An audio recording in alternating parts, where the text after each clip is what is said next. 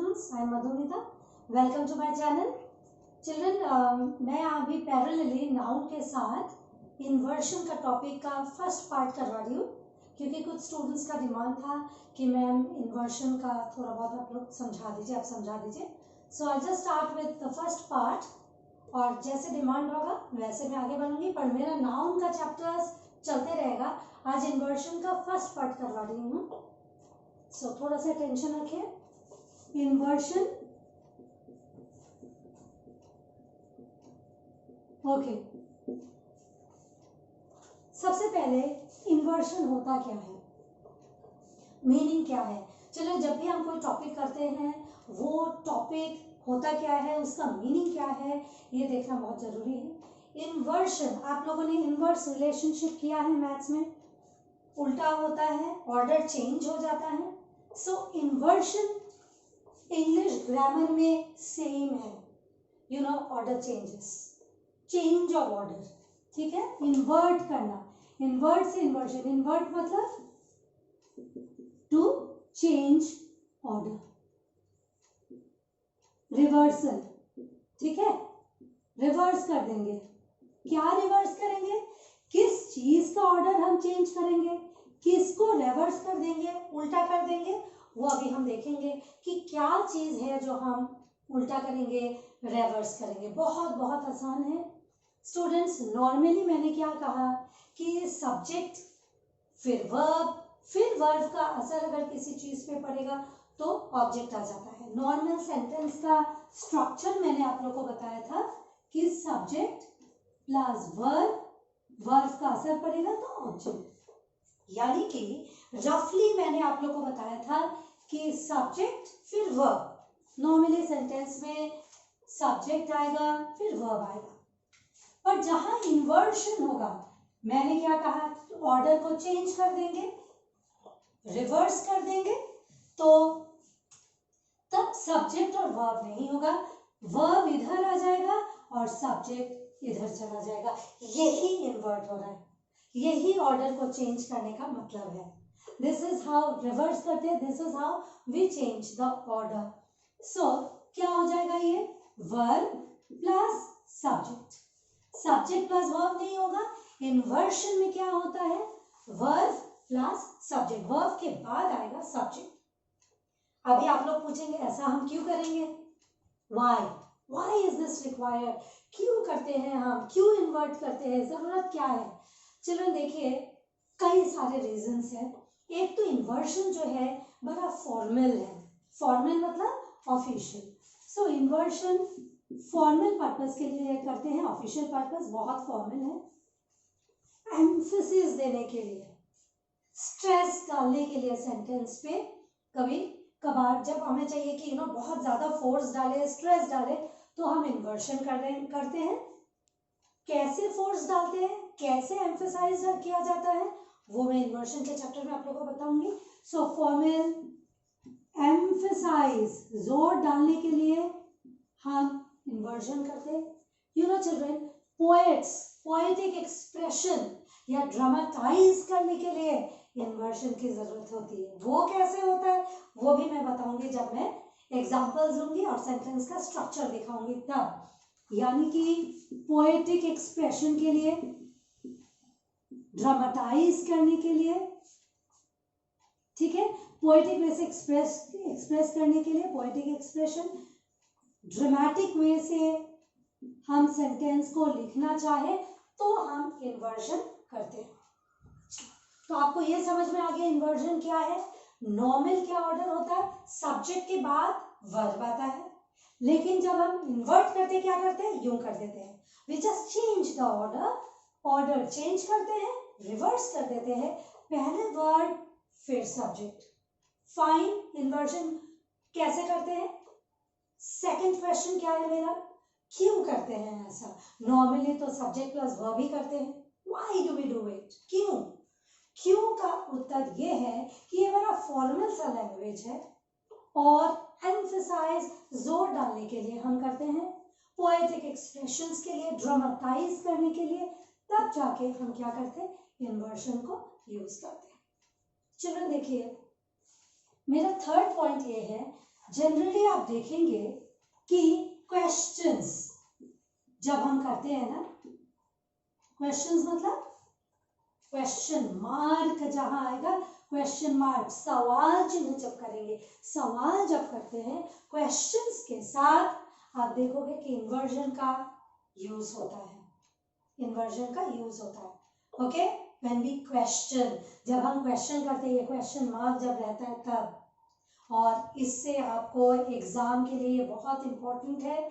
जैसे मैं subject verb agreement कराऊंगी, tense कराऊंगी, इनको तो मैं डील करूंगी, बट रिमेंबर क्वेश्चंस, जहां क्वेश्चन मार्क होगा वहां पे हम इन्वर्शन करेंगे। मैं क्वेश्चंस आपको आज दिखाऊंगी, ये बहुत बहुत कॉमनली यूज है चिल्ड्रन। इन्वर्शन कॉमनली यूज हम कहाँ करते हैं, क्वेश्चन वाले में कॉमनली यूज्ड। तो आज मैं थोड़ा सा क्वेश्चंस लेके आप लोग को दिखाऊंगी, फिर आगे आगे मैं दिखाऊंगी कि और कहाँ हम यूज कर सकते हैं इन्वर्जन, बट आज मैं आपको क्वेश्चंस में दिखाऊंगी। क्वेश्चंस मतलब इंटरोगेटिव सेंटेंस, इंटरोगेशन मतलब सवाल करना, क्वेश्चन करना, ये क्वेश्चन मार्क तो आप लोग जानते हैं, ठीक है। अब देखिए, मैंने कहा क्वेश्चंस में कॉमनली यूज होता है। सपोज मैं बोलती हूँ क्वेश्चन 1, क्या आप टायर्ड है, क्या आप टायर्ड है। मैं ऐसे नहीं बोल सकती हूँ यू आर टायर्ड, गलत। चिल्ड्रन कभी कभार स्पोकन इंग्लिश में लोग ऐसा बोल देते हैं यू आर टायर्ड, पर ये गलत है, क्वेश्चन में ये गलत है। आप जब बोलते हो यू आर टायर्ड, यहाँ पे आपको फुल स्टॉप देना है, ना कि क्वेश्चन देना है। So you are tired full stop, ये प्रश्नवाचक नहीं है, ये एक स्टेटमेंट है, यू आर टायर्ड। अब इसको देखो, यहाँ पे सब्जेक्ट है, ये ऑक्सिलरी वर्ब है ना, सब्जेक्ट फिर वर्ब आ गया, है ना। ये तो नॉर्मल सेंटेंस में सब्जेक्ट फिर वर्ब आता है, इन्वर्जन में हम ऑक्सिलरी वर्ब फिर सब्जेक्ट लेंगे। Fine, so you are tired को हम पहले वर्ब को ले आएंगे, are you tired,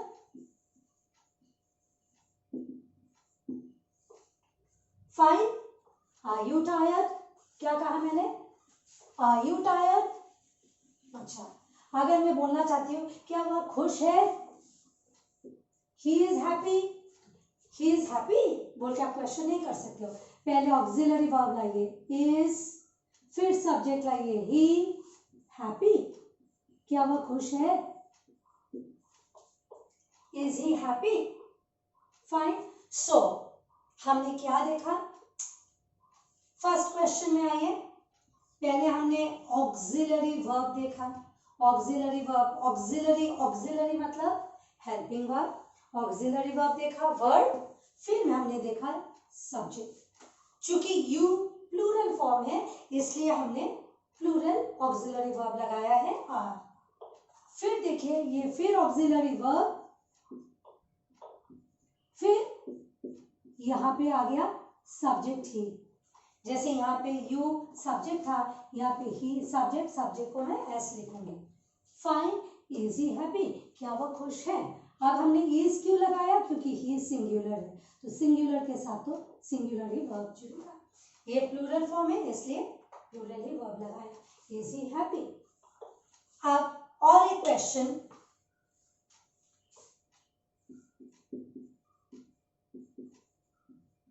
are they satisfied, क्या वे लोग सेटिस्फाइड हैं।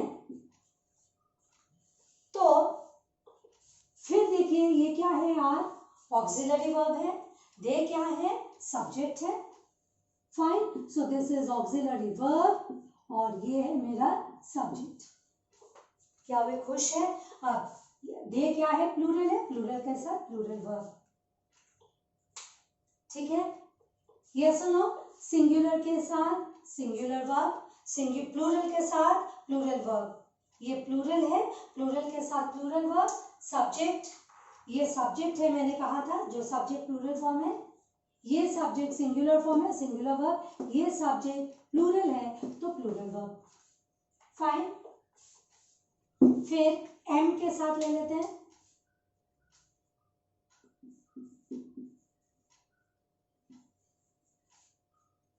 M I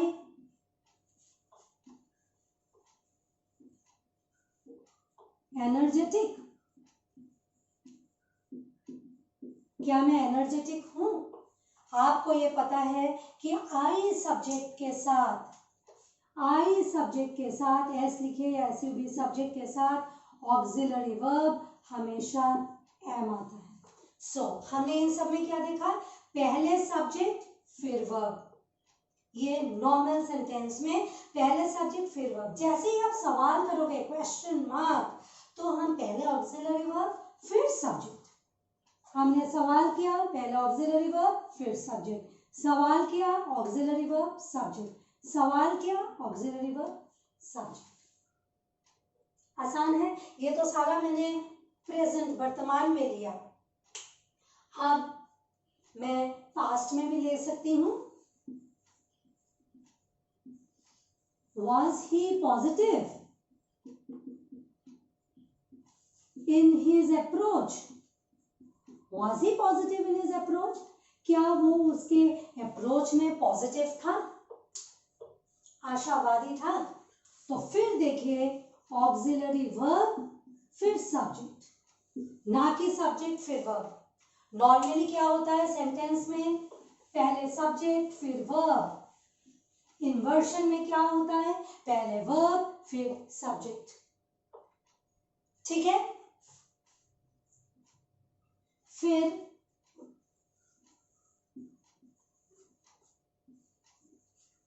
was I contented, मतलब सेटिस्फाइड थी क्या? मैंने कहा था कि पास्ट में आई जो है सब्जेक्ट वो सिंगुलर होता है, सिंगुलर यूज में होता है, इसलिए आई के साथ पास्ट में ऑक्सिलरी वर्ब मैंने सिंगुलर यूज किया। देयरफॉर ऑक्सिलरी वर्ब हो गया was, फिर मैंने सब्जेक्ट दिया आई। आई के साथ पास्ट में क्या चलता है? was। सारे प्लूरल के साथ आप लोग वर्ड लिखेंगे।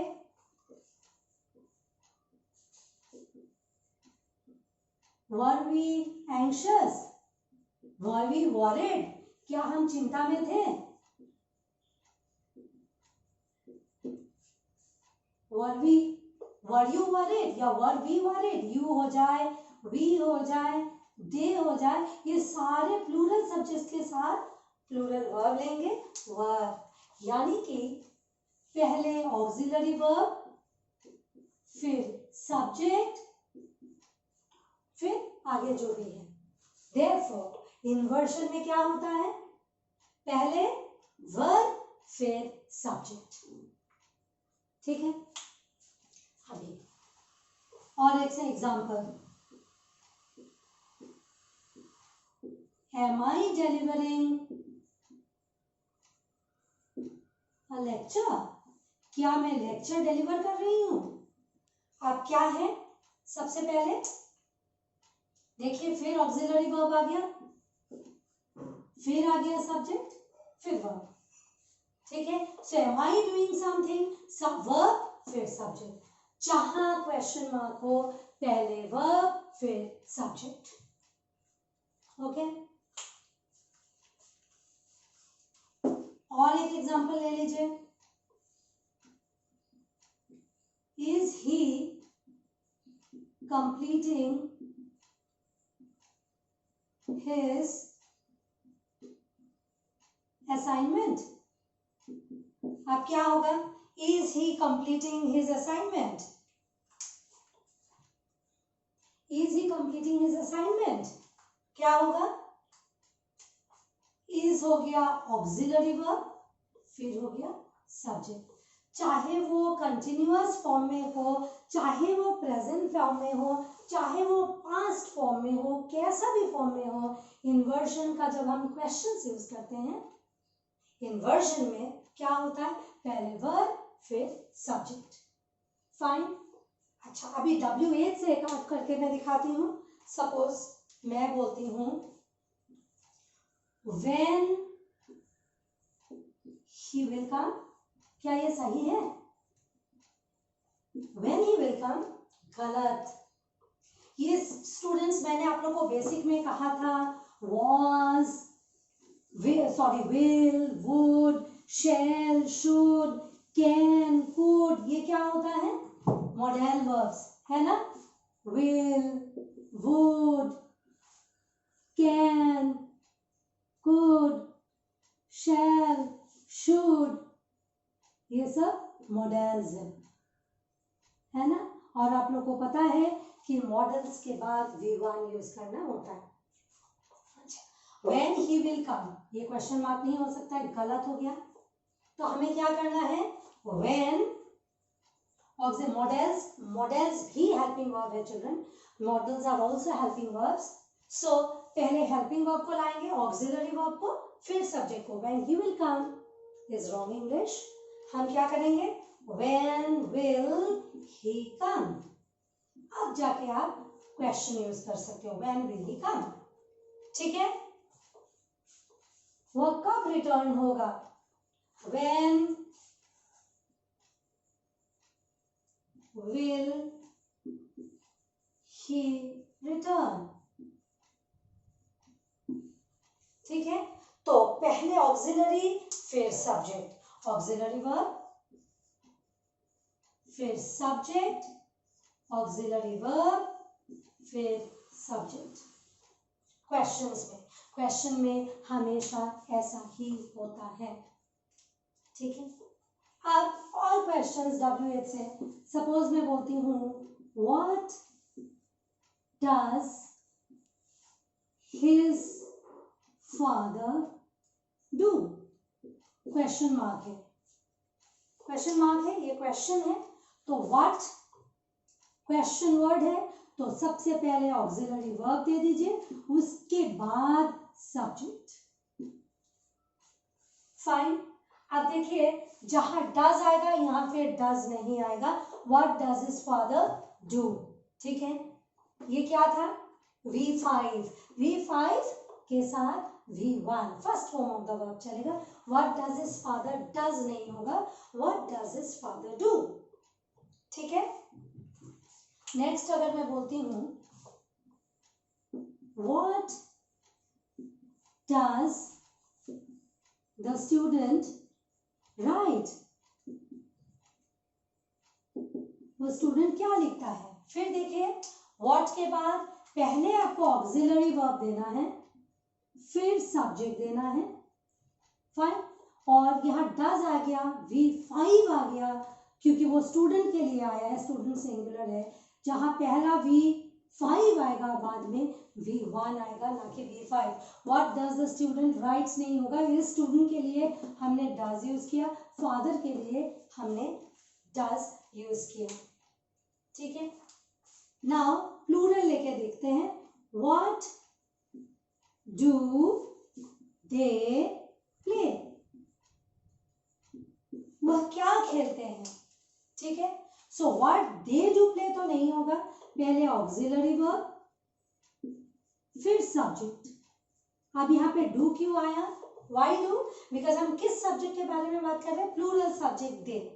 सो प्लूरल के साथ plural form of the verb आना चाहिए, देयरफॉर डू।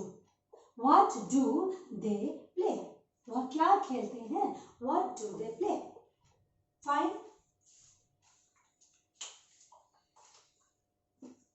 फिर अगर मैं बोलती हूँ व्हाट डू वी थिंक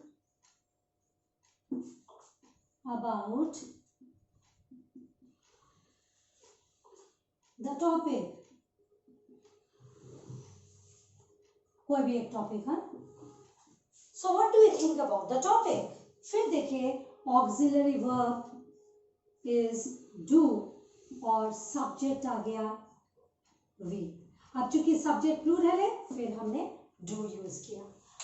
और इन्वर्शन का मेन पॉइंट क्या है कि मैंने कहा सबसे पहले कि ये क्वेश्चंस में यूज होते हैं, और भी बहुत सारी चीजों में यूज होते हैं जो मैं धीरे धीरे बताऊंगी, नेगेटिव एडवर्ब क्लॉजेस से और भी बहुत सारा। So I will do all this as well. अभी सिर्फ मैं सेंटेंसेस नहीं बता रही हूँ, खाली क्वेश्चंस बता रही हूँ। सो इन्वर्जन का क्या है, इन्वर्जन में क्या होगा, पहले वर्ब फिर सब्जेक्ट।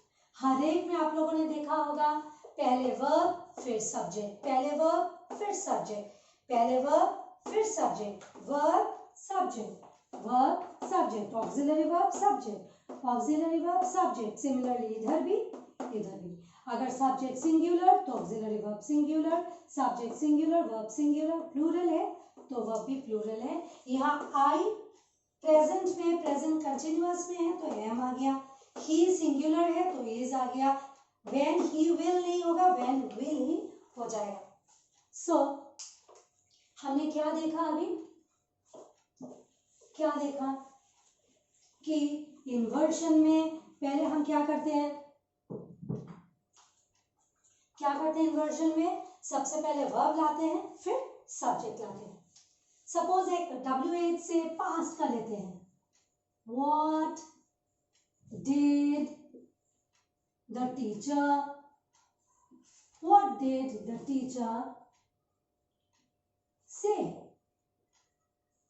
फिर सवाल, टीचर ने क्या कहा था, टीचर ने क्या कहा। सो स्टूडेंट्स फिर देखिए ऑक्सिलरी वर्ब ये पास्ट में चला गया, पास्ट में चला गया, डू का भी टू इज डिड, ये हो गया हमारा सब्जेक्ट। अब महत्वपूर्ण बात क्या है कि व्हाट डिड है ना। अच्छा ये ऑक्सिलरी वर्ब, जहां डिड क्या है V2, साथ ही जो जुड़ा हुआ वर्ब है उसको फिर हम V2 नहीं करेंगे, V2 के साथ हम V2 नहीं लेंगे, V2 के साथ V1 लेंगे। सो अगर V2 है तो उसके साथ जुड़ा हुआ हम क्या लेंगे V1। What did the teacher say हो जाएगा, ना कि said, V1 यूज करेंगे। रिमेंबर दिस चिल्ड्रन, जैसे what did the child brought,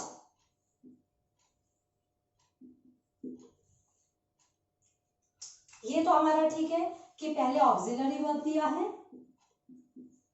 फिर सब्जेक्ट दिया है, पर देखिए ये गलत है, ये डिड इज V2 फिर यहाँ हमने ब्रिंग का ब्रॉट कर दिया, दो V2 इकट्ठे तो जाएगा नहीं, तो हम क्या करेंगे what did the child bring, ठीक है। So what did the child bring, brought को ये गलत है, हम क्या लिखेंगे what did the child bring, इसको हम V1 करेंगे।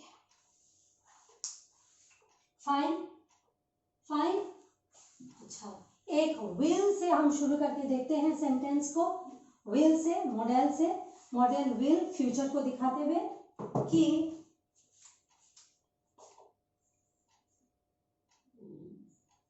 will the movie be released। Children अभी मैंने पैसिव वॉइस आप लोगों को करवाया नहीं है, पर थोड़ा सा आप लोग अगर मेरा बेसिक का चैप्टर फॉलो कर रहे हैं तो आप लोगों ने देखा होगा, मैंने कहा किसी के द्वारा जब कुछ किया जाता है तो हम पैसिव यूज करते हैं। अच्छा अभी क्या मूवी रिलीज किया जा रहा है, किसी के द्वारा ही ऑब्वियसली है। अभी वो पार्ट हम नहीं देख रहे, अभी सिर्फ इन्वर्शन पार्ट देख रहे हैं। तो देखो पहले ऑक्सिलरी मॉडल वर्ब फिर subject, will the movie be released, ठीक है। क्या वो लेट होंगे, दे विल बी लेट, गलत English.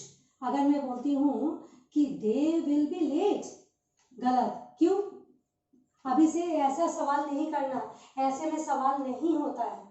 Okay they will be late नहीं होता है, पहले हेल्पिंग वर्ब को ले आइए, मॉडल वर्ब को ले आइए, विल दे फिर be form of the verb, क्या वो लेट होंगे, कुछ भी होता है तो be form of the verb लिखते हैं। बी फॉर्म में क्या क्या आ जाता है, am, is, are, was, were, be, been, being, तो फ्यूचर में आप बी का यूज करते हैं। तो हमने क्या देखा, will they be late, will क्या है मॉडल वर्ब, ऑक्सिलरी वर्ब, और दे सब्जेक्ट हो गया। यानी कि हमने देखा कि इन्वर्शन होता क्या है, इन्वर्शन में नॉर्मल सेंटेंस का पैटर्न नहीं चलता है, सेंटेंस का पैटर्न जो होता है सब्जेक्ट प्लस वर्ब नहीं होगा। इन्वर्जन में उल्टा हो जाएगा, ऑर्डर को हम रिवर्सल कर देंगे, ऑर्डर को चेंज कर देंगे, स्ट्रक्चर को चेंज कर देंगे, पहले वर्ब फिर सब्जेक्ट। तो कई तरह के, मैंने कहा यूजुअली नॉर्मली आप देखेंगे कि क्वेश्चंस में ये ज़्यादा यूज होता है, और भी बहुत सारी चीजें हैं जिसमें यूज होता है, मैं आप लोग को बताते रहूंगी। फाइन, तो क्वेश्चंस में हम बहुत ज्यादा यूज करते हैं और इन्वर्जन ही यूज करना होता है। तो पहले वर्ब फिर सब्जेक्ट, हर एक एग्जाम्पल में आपने देखा है, शुरुआत से लेके जो प्रेजेंट फॉर्म, प्रेजेंट कंटिन्यूअस दिखाया, फिर WH दिखाया, फिर मॉडल विल लेके दिखाया, आप लोगों ने देखा है कि पहले वर्ब फिर सब्जेक्ट। एक last example, can she do the work comfortably, क्या वो आराम से वो काम कर सकती है? स्टूडेंट्स, मॉडल्स का चैप्टर अभी मैंने नहीं करवाया है, उसमें जब करवाऊंगी तो भी ये सब करवाऊंगी। अभी सिर्फ क्वेश्चंस को इन्वर्जन फॉर्म में दिखाने के लिए मैं लिख रही हूँ। फिर देखिए कैन क्या है, मॉडल वर्ब है, तो सबसे पहले models are also auxiliary verbs, पहले ऑक्सिलरी वर्ब लिया फिर सब्जेक्ट लिया। So can she do the work comfortably, she can नहीं होगा, वो तो नॉर्मल सेंटेंस के स्ट्रक्चर में होता है। जहां हम क्वेश्चन करेंगे पहले ऑक्सिलरी वर्ब आ जाएगा फिर सब्जेक्ट आ जाएगा। फिर वुड वगैरह को भी लेके मैं दिखाऊंगी धीरे धीरे। This is just the initial part, एकदम छोटा छोटा बेसिक सिंपल क्वेश्चंस लेके मैंने आप लोगों को दिखाया कि कैसे हम इन्वर्ट करते हैं। बाकी जैसे सेंटेंसेस लूंगी मैं बताऊंगी कैसे एम्फसाइज करके बोला जाता है, कैसे पोएटिक ड्रामेटाइज करके बोला जाता है वगैरह वगैरह। Just showed you the bit of the question part, थोड़ा सा ही दिखाया कि क्वेश्चन में कैसे पहले वर्ब आ जाएगा फिर सब्जेक्ट आ जाएगा। ठीक है, तो आज के लिए इन्वर्शन इतना ही, फिर मैं आगे इन्वर्शन कराऊंगी और पैरेलली नाउन भी चलते रहेगा। Thank you. If you like my channel, please do subscribe.